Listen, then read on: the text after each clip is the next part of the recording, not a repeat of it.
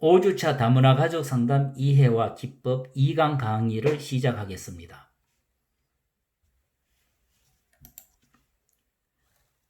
본 강의는 주교제 다문화 상담 이론과 실제 8장의 내용을 참고하였습니다. 본차시의 수업 목표는 에스테반과 카르멘 부부 상담 사례를 통하여 소수민족의 문화에 무지한 주류민의 상담자가 간과할 수 있는 문화적 충돌과 세대 간의 갈등, 효과적인 다문화 상담이 어려운 이유, 그리고 소수민족을 위한 효과적인 가족 상담 접근법과 민족적 소수 집단 가족 상담의 주제들을 이해함으로써 다문화 가족의 상담 프로그램을 구안 실행할 수 있는 이론적 기초를 함양하는 데 목적이 있습니다. 에스테반과 카르멘 부부 상담 사례를 요약하겠습니다. 남편 에스테반은 푸에르토리코 출신 고졸로 최근 미국에 와서 인쇄소를 성공적으로 운영하고 있습니다. 아내 카르멘은 플로리다에서 자란 라틴계 3세로 플로리다 대학에서 경영학을 전공하였으며 에스테반을 만날 당시 행정보조로 일하고 있었습니다. 에스테반의 요구로 지금은 이 일을 그만두고 쉬고 있습니다. 에스테반과 카르멘 부부는 남편 에스테반의 음주 문제로 여러 차례 격렬하게 싸웠으며 카르멘은 자신들의 결혼생활 문제에 대해 외부의 도움을 받자고 에스테반을 설득하여 백인 여성 심리학자인 칼라 박사에게 상담을 받게 되었습니다. 첫 회기는 거의 에스테반이 말을 하였고 여러 번 아내가 할 말을 자신이 대신하였습니다. 칼라 박사는 에스테반의 거만한 태도에 매우 불쾌해했으며 상담자의 질문이나 설명이 끝나기도 전에 에스테반은 끼어들곤 하였습니다. 상담자가 에스테반이 부인을 대신해서 이야기하는 것과 다른 사람의 말에 끼어드는 태도를 지적하자 에스테반은 화난 표정으로 어떤 여자도 나에게 뭐라고 할 수 없어. 그리고 당신은 왜 집에서 남편을 돌보지 않느냐며 상담자에게 반발했습니다. 상담자는 에스테반에게 매우 화가 났고 카르멘의 소극성에 실망하였습니다. 다음 몇 주간 에스테반이 상담에 오기를 거부해서 카르멘 혼자서 상담을 받게 되었습니다. 6개월 상담 후에 이 부부는 별거하게 되었으며 결혼 1년 만에 이혼한 사례입니다.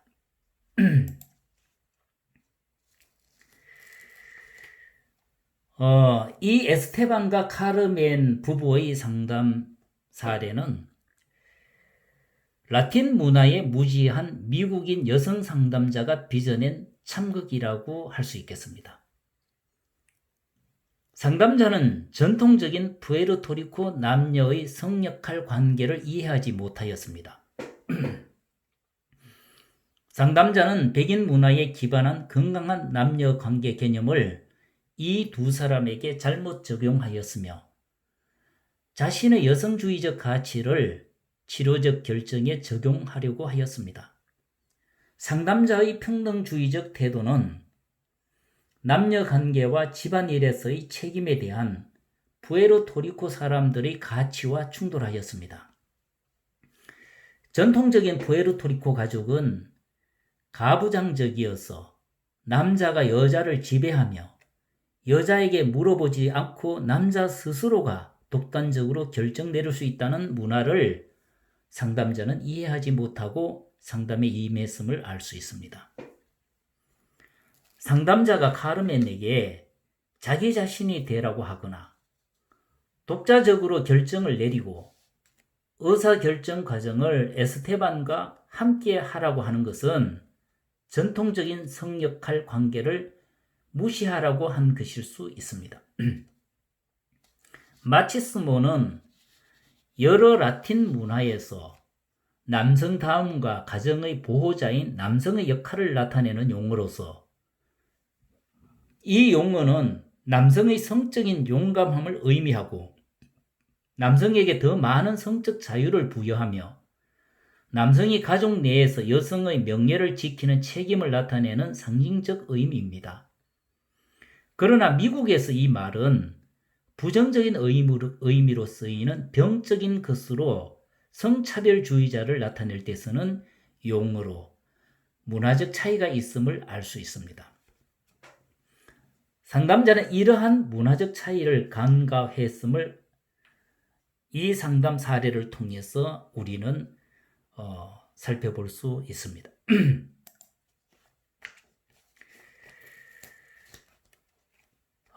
문화적 충돌과 세대 간의 갈등이 이 상담 사례에 잘 나타나고 있습니다. 마리아니스모는 여성에 해당되는 개념으로서 성모 마리아에서 기원하였으며 남성을 성적으로 우월하게 보는 반면에 여성은 도덕적, 영적으로 우월하여 더 큰 어려움도 견디는 것으로 봅니다. 여성은 자녀들과 특히 남편을 위해서 성적인 순결을 유지하며 자기 희생을 하도록 요구되며 여성은 가족을 돌보며 가사 일을 하는 존재로 인식합니다. 이런 성역할 관계는 푸에르토리코 문화에서 수백 년간 지속된 것으로 이제는 세대 간의 차이로 인해 이런 전통적인 역할이 갈등의 씨앗이 되고 있는 것이 현실입니다. 에스테반과 카르멘 부부 상담 사례 또한 푸에르토리코의 전통적 문화에 대한 여성, 즉 카르멘의 저항일 수 있습니다.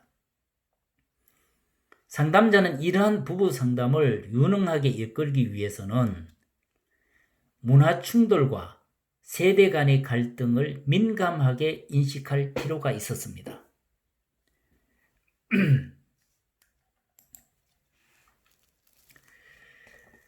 효과적인 다문화 상담이 어려운 이유에 대해서 살펴보겠습니다. 효과적인 다문화 상담이 어려운 이유는 에스테반과 카르멘 부부 상담 사례에서 여실히 드러나고 있습니다. 상담자는 카르멘에게 에스테반의 남성다움을 무시하도록 한 것이 푸에르토리코 사람들이 가치를 위반한 것이었으며 에스테반의 남성성을 모욕한 것으로 여겨질 수 있다는 것을 상담자는 인식하지 못했습니다. 상담자는 또한 자신이 여성이라는 것이 에스테반에게 갈등의 요소가 된다는 것도 인식하지 못했습니다. 남편인 에스테반은 여성인 상담자가 집에서 남편과 자녀를 돌보지 않고 밖에 나와서 일하는 것을 부적절하게 생각했으며 또한 여성 상담자가 자신을 상담하는 것 자체가 못마땅할 뿐만 아니라 남자로서의 자존심이 상할 수도 있다는 것을 상담자는 알아채지 못했습니다. 특히 다문화 가족 상담에서는 부부 관계의 평등이나 바람직한 남성과 여성 관계 그리고 부부가 각자 독립하여 홀로 서야 한다는 등의 문화적 가치가 서로 충돌할 수 있는 다문화 가족을 상담할 때는 부정적인 영향을 미칠 수 있다는 점을 상담자는 반드시 명심해야 합니다. 효과적인 다문화 가족 상담이 어렵다는 것은 이러한 문화적 충돌뿐만 아니라 앞에서 마르티네스 가족에서처럼 계층의 문제와 연결되기 때문입니다.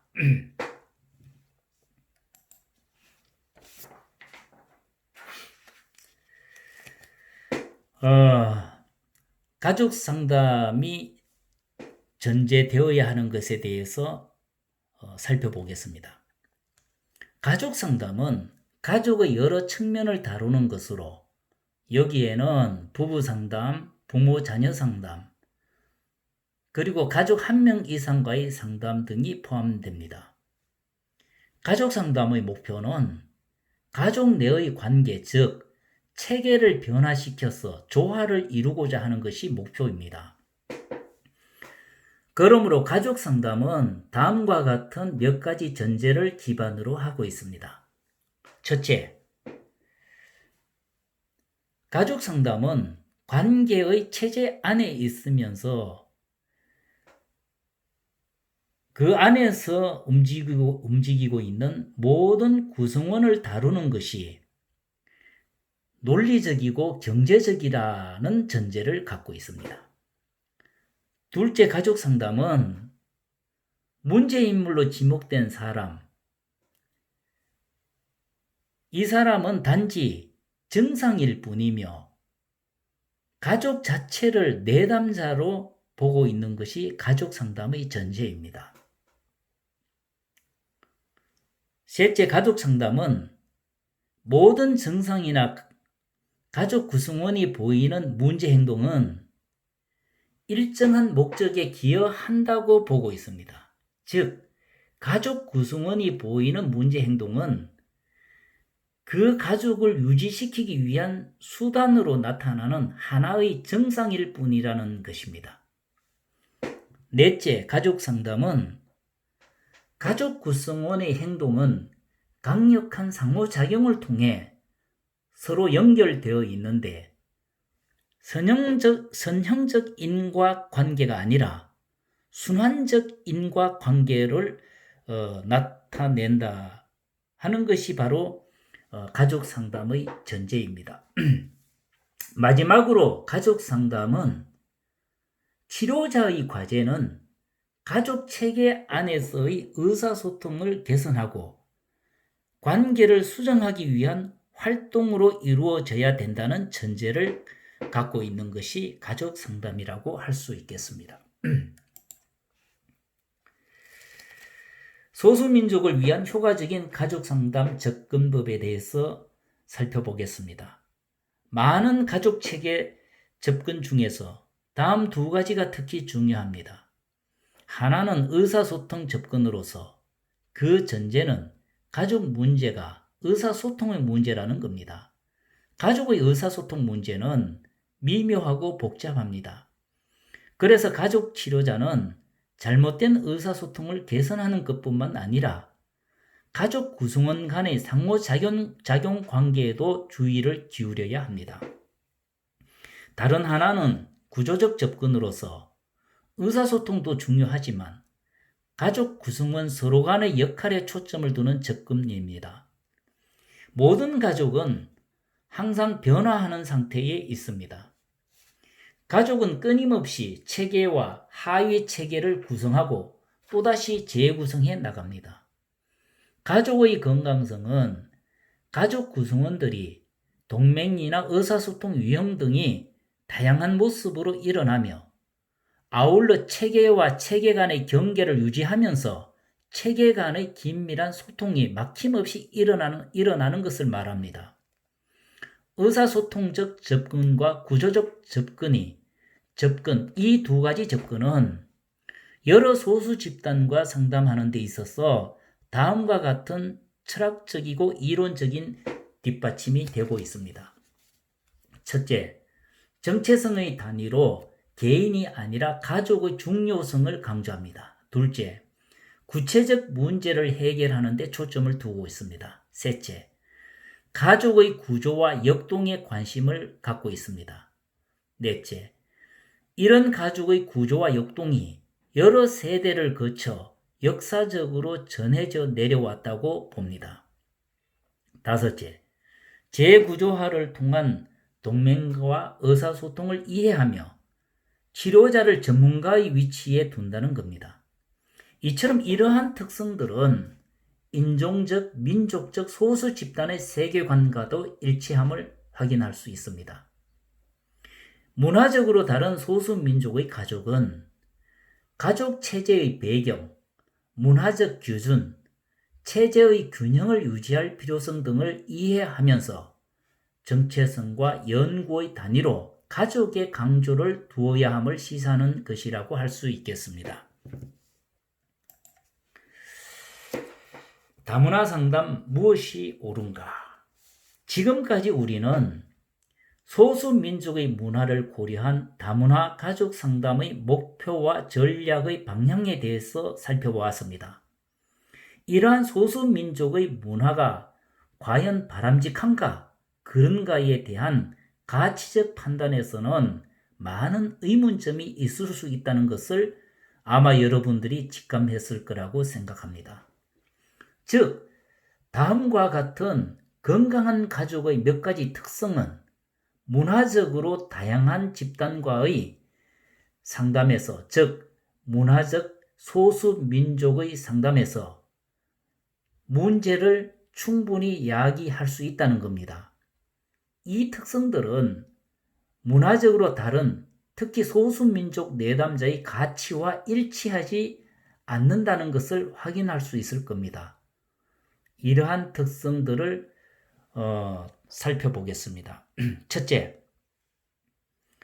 감정을 자유롭고 개방적으로 표현하도록 허락하고 격려합니다. 둘째, 가족 각자가 가족의 정서적 영역에서 벗어나서 고유한 자기 자신이 될 권리가 있다고 보는 것이 보편적 건강한 가족의 특성이라고 할 수 있겠습니다. 셋째, 가족 구성원들 사이에 동등하게 이익을 분담하려고 노력해야 하는 것 또한 보편적 건강한 가족의 특성이라고 할 수 있겠습니다. 넷째, 배우자 간의 평등한 역할 관계를 바람직하게 보는 것 또한 건강한 가족의 특성이라고 할 수 있겠습니다. 다섯째, 건강한 가족의 특성으로 핵가족을 표준으로 여긴다는 것입니다. 이상의 5가지 건강한 가족의 특성이라고 하는 것은 당장 앞에서 살펴본 마르티네즈 가족과 에스테반과 카르멘 부부 가족의 문화와 충돌하고 있음을 알 수 있습니다. 그렇다면 다문화 상담이 소수민족의 문화를 고려하는 것이 옳을까? 아니면 소수민족의 문화를 고려하지 않아도 된다고 할 수 있을까에 대한 논쟁이 있을 수 있다는 생각이 들지 않으십니까?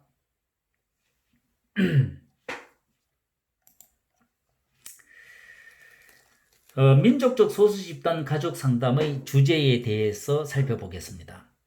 효과적인 다문화 가족 상담과 치료는 앞에서 살펴본 마르티네즈 가족과 에스테반과 카르멘 부부 가족의 사례에 있는 다양한 인종, 문화, 경제, 계층적 주제들을 잘 다루어야 한다는 사실을 알 수 있었습니다.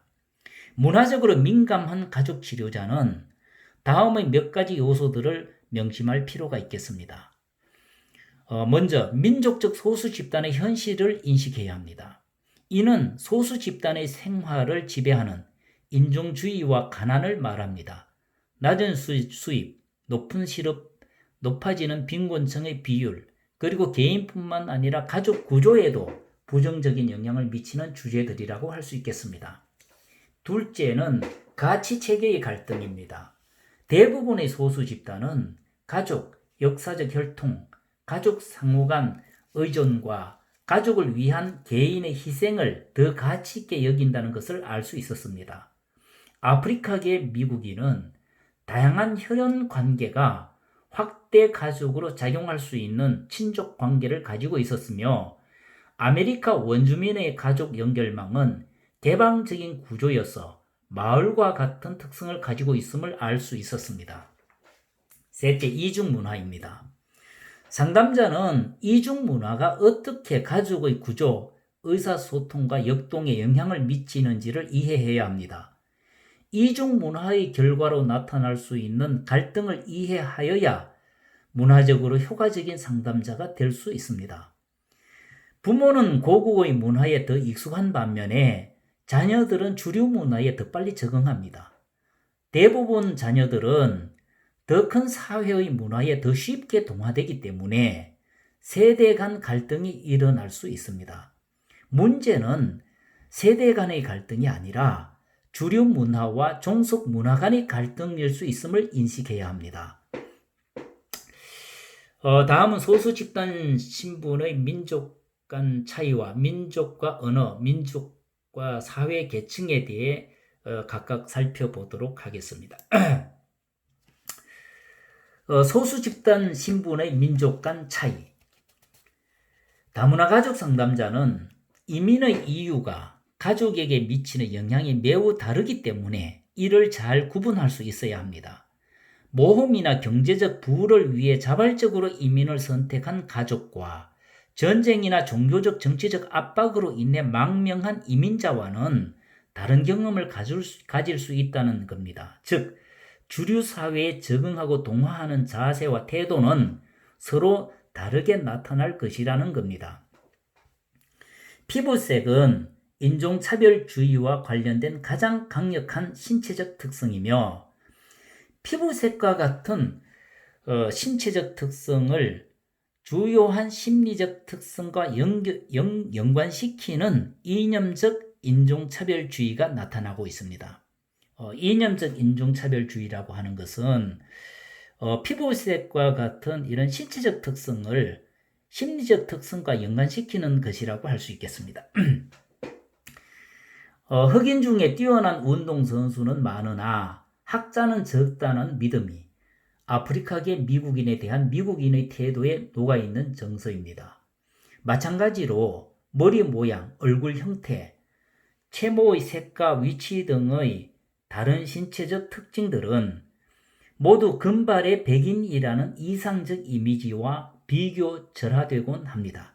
그래서 많은 유색인은 부정적인 자아상과 신체상을 갖게 되어 서구적인 신체 특성을 가지려는 시도를 합니다.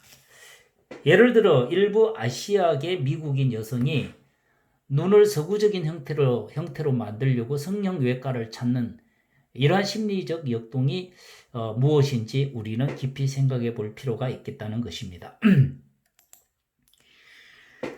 민족과 언어. 민족과 언어는 불가분의 관계에 있습니다. 민족이라는 집단의 상징은 우선 언어로 표현되며 언어는 의미를 구조화하고 우리가 보는 방식을 결정하며 우리의 문화를 전수하고 우리의 세계관에 영향을 미칩니다. 많은 소수민족 내담자는 표준 영어에 능숙하지 않기 때문에 영어로 말하라고 하면 주눅들고 말을 못하며 의사소통을 꺼림으로 인해 통찰력이 부족하다는 평가를 받게 됩니다. 이는 언어의 문제이지 심리의 문제가 아님에도 불구하고 심리치료에서 언어는 효과적인 변화의 주요한 도구이기 때문에 상담과 치료에 영향을 미칠 수밖에 없습니다. 언어학과 사회 언어학에 따르면 언어는 메시지의 원래 의미 이상의 풍부한 정보를 전달한다고 합니다. 그 사람의 언어 사용 모습만 봐도 그 사람의 개인적 배경이나 출생지, 그 사람의 소속 집단에서의 지위 등을 엿볼 수 있습니다. 우리나라에서도 서울말을 쓰지 않고 저처럼 사투리를 쓰면 왠지 덜 똑똑하다고 하거나 세련되어 보이지 않고 가난해 보일 수 있다는 겁니다. 민족과 사회 계층에 대해서 살펴보겠습니다. 정신건강 전문가와 소수 집단 내담자 간의 계층적 차이는 서로에 대한 이해와 의사소통을 방해할 수 있습니다. 이는 앞에서 제시한 마르티네즈 가족의 사례에서 내담자가 하루 일을 쉬지 못하는 것에 대해 상담자가 이를 잘 이해하지 못하는 모습을 보았습니다. 많은 사람들은 인종이나 민족보다 계급이 가치와 행동을 결정하는 중요한 요소라고 주장합니다. 사회가 발전할수록 빈부의 격차는 더 커질 것으로 예상합니다. 예를 들어 미국의 갑부 100만 명이 나머지 1억 명의 합보다 더 많이 벌고 상위 1%가 국가 전체 경제의 40%를 차지하며 빈부의 격차가 더 증가하고 있다고 합니다. 이런 설이 있습니다. 인종차별의 문제를 부각시키는 것은 근본적 이유가 따로 있다는 설이 있습니다. 지배계층이 계속해서 힘을 유지하려면 사회구조의 불평등을 숨겨야 하는데 이를 숨기기 위해 인종문제를 터뜨림으로써 사람들의 이목을 인종문제로 돌린다는 겁니다. 이것이 사실인지 아닌지는 차치하고 모든 차이를 계층으로 돌릴 수는 없습니다. 왜냐하면 인종과 민족은 바꿀 수 없지만 사회 계층은 얼마든지 바뀔 수 있기 때문에 차이의 원인은 계층보다는 인종과 민족 차별의 문제가 훨씬 더 심각하기 때문입니다. 아무튼 인종과 민족 그리고 계층 이 세 가지는 모두 중요하므로 상담자는 이들 간의 상호작용을 반드시 이해할 수 있어야 합니다. 이상으로 2강 강의를 마치겠습니다.